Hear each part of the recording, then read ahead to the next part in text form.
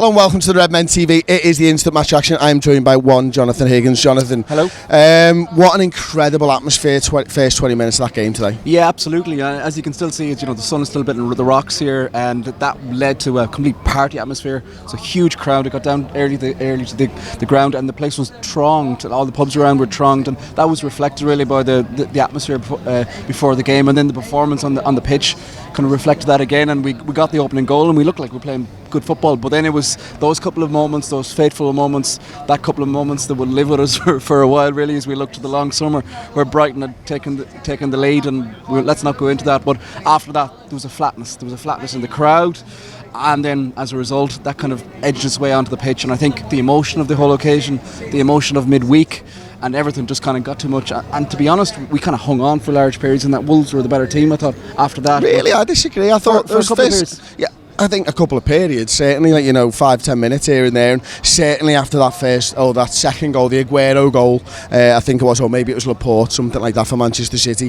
I think therefore we were really under the cosh at that point, and it wasn't that we couldn't control the game. We did what we do. We dust ourselves down, and we do gain control of the game, and it looked like we were the only ones that were going to go out and win there. But it was still nervous at 1-0, and we go into half time, it's 1-0, and we come out, and City are obviously winning 2-1, and at that point you're thinking to yourself, can this still happen? Yeah. I mean, what better day to win the league on? That's what I was thinking. I was thinking, the way that this week's gone, the way Leicester played against obviously Manchester City, the way they won, the way we won against Barcelona, is there a final twist in the tail? And unfortunately it wasn't meant to be for us today, but those lads gave absolutely everything all season long in the Premier League for us, and they're lads that we can be proud of. Oh, absolutely. You step away from the emotion that we all have right now, which is a little bit of a disappointment, let's not be honest, but if you take a step back and look at it, it's an absolutely outstanding season. Some of the moments that we've had here just been incredible. Some incredible results, some incredible last minute results as well. Like, played some absolutely scintillating football large periods, and were a joy to watch. And the fact that so many people while we got mocked at large occasions, but nobody can ever mock the standard of football, and it's got rave reviews everywhere all around the people, and we've just been a joy to watch. And let's hope, coming into the start of this week, I won't lie, come Monday night when that goal went in, I felt very flat. It felt like the season was just going to peter out a bit, because we all hoped the Barcelona result would happen, but we couldn't really bank on it at the same time, and we knew the odds were against us in the league. But now we have that huge card at the end of the stick. We have this opportunity to Klopp sang out there as well. We're going to Madrid, and isn't that a fantastic occasion? Oh mate, the way that this team have put everything on the line for us this season, you see it today. You see Andy Robertson takes to the field after going off injured midweek, and Mo Salah's back on the field, and every single one of those lads have just put absolutely their all into this season, and I'm so proud of everything that they've done, and I'm proud of Jurgen Klopp and how he's turned this team around. We were 25 points behind Manchester City last season, and we finished 1 point behind them. We finished on 97 points. What I can't get my head around, Jonathan, is that there's been a better team than us. Like, I've watched football for 30 plus years now, and I can't work out how there's been a better team than that, because that's the best one that I've seen in my lifetime. And to think that somebody has pipped us by a point, I'm kind of like, fair play to Manchester City, and I'd shake their hands if they were here, because the level of football and the level of control that they've had during games, it's incredible. Now, I'm not going to get into the financial fair play stuff, because the 11 lads and the 14 lads on the field and the manager, they're not involved in that. They've got to go out there week in, week out and perform on the pitch, and they have, to be fair to them. And I'm disappointed, I'm gutted, and I'm genuinely heartbroken. But both teams have been sensational this season. Yeah, I think it's only really going to be years to come when we look back and realise just how good of a title race it was. The quality of both sets of teams was just relentless, really, and they just... Relentless is a great word for it. It was just one thing after another. One team would look, I'll jump this much, okay, no, I'm going to jump even higher. It felt like that, and it's just been insane, really. The run-ins, like taking the level of the Premier League to a whole new level. Not even on like the spectrum that we've on. It's just like almost feel like Buzz Lightyear to infinity and beyond. But that's the way football has gone, and the standard of football and everything about it. Yes, there's the grey area that we're not going to get talking, but you're dead right. It's the players on the pitch, Guardiola the manager. Yeah, I have to say fair play to them. We've given them an unbelievable tussle, but they've won 14 games straight to win this league title.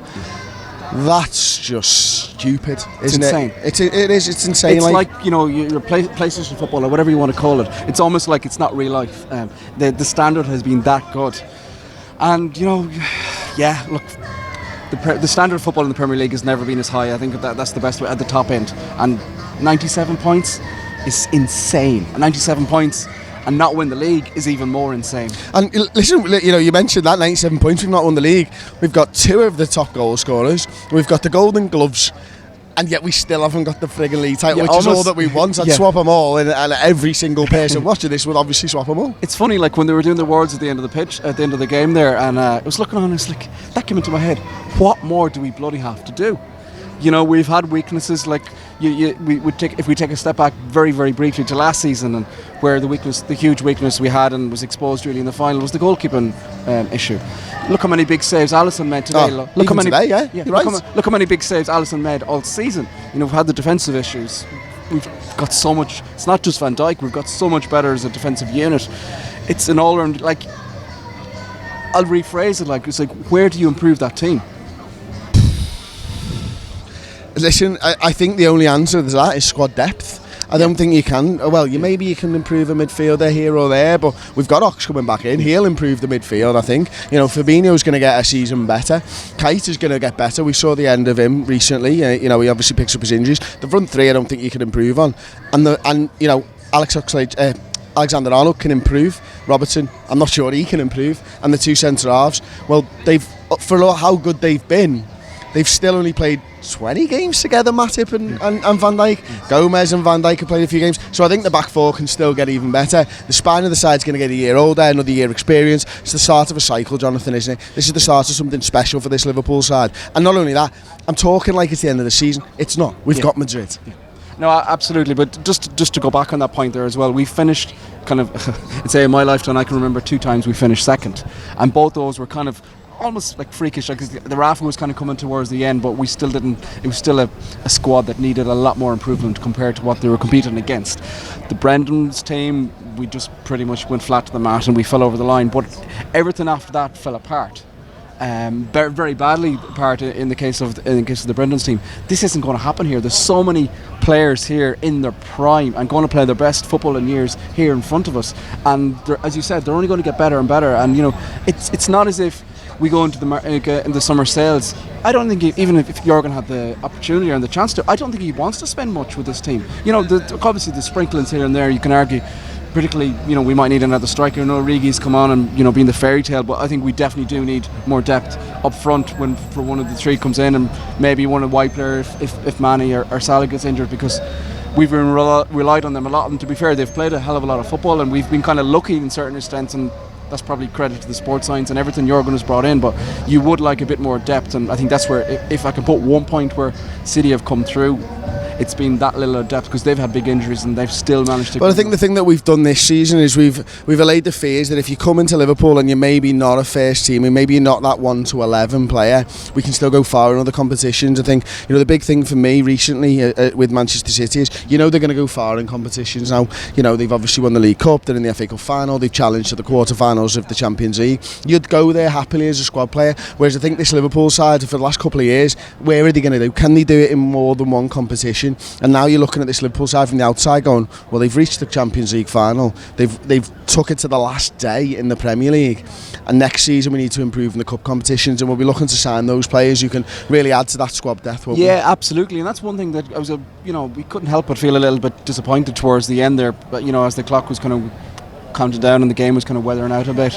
But you have to it just flashed into my head, it's like, we have competed in the Champions League. We've the Champions League final to look forward to. I think we've a bloody good opportunity of winning the thing as well.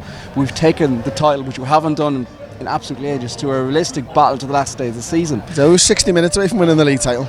Yeah. I mean, you can't get much closer. And to keep that going on both counts, I think is a testament to the team, really. So let's talk about one player who was absolutely outstanding today. A guy who was going into this game not thinking about the Golden Boot, comes out with the Golden Boot, or at least a share of it, maybe the right boot. Sadio Mane was incredible today, wasn't he? Yeah, he was incredible. He's an incredible season, but today he's been scintillating, and he's carried that can of where they're you know, he's taken his game to a whole new level. We saw that again today. Like, he's almost unmarkable at times, you know, and he's adding a bit of, you saw it there today, particularly towards the end where he went to play at centre forward. He's starting to add a bit of hold-up play. He's now challenging winning headers where before a ball might have come up to him and he might have made a token, like a little bit of an effort to get the ball, and realistically he didn't stand a chance. Now he's winning those and he's winning the second balls, and he's just driving on. You know, he's so aggressive with the tackle and the press. You know, he is a player at the top level, and you know, he's a joy to watch, and a joy to watch today there. And certainly midweek as well against Barcelona, Jonathan.